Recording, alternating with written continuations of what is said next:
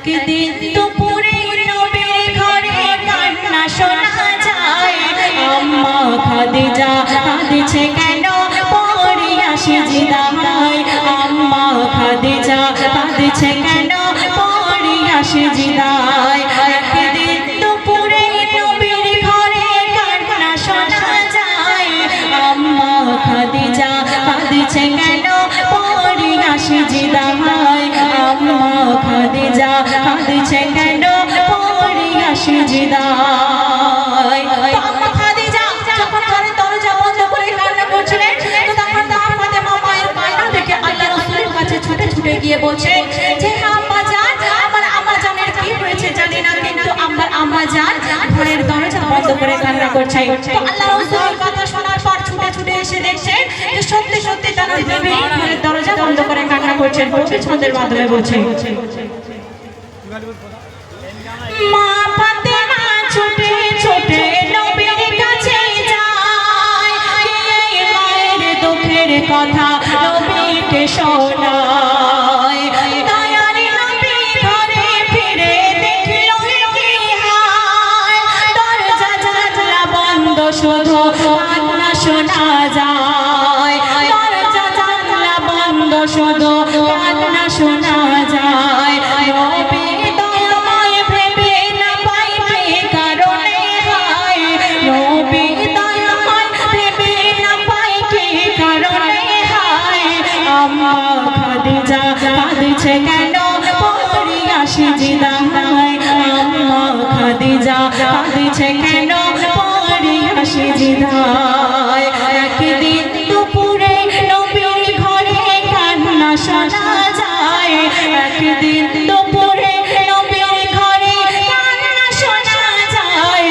আম্মা খাদিজা কাঁদছে কেন পড়িয়া সিজদায়। আম্মা খাদিজা কাঁদছে কেন পড়িয়া সিজদায়। আম্মা খাদিজা কাঁদছে কেন পড়িয়া সিজদায়। দয়ার নবী বলল এবার বিবি খাদিজা, দোহাই তোমার তুমি এবার খুলে দাও দরজা। দয়ার নবী বলল এবার বিবি খাদিজা, দোহাই তোমার তুমি এবার খুলে দাও দরজা। ভিতর থেকে কান্না সুরে বলল খাদিজা, শর্ত আমার করলে পূরণ খুলিব দরজা। নবী বলে ও গো বিবি খাদিজা, সব শর্ত পূরণ করব কথা দিলাম আজ তোমায়। সব শর্ত পূরণ করব কথা দিলাম আজ তোমায়। একদিন দুপুরে নবীর ঘরে কান্না শোনা যায়।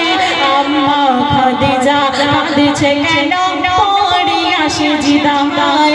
আম্মা খাদিজা কাঁদছে কেন পড়িয়া সিজদায়। শেষ কথা কবি লিখছেন মা খাদিজা দুনিয়া হতে নিল যে বিদায়।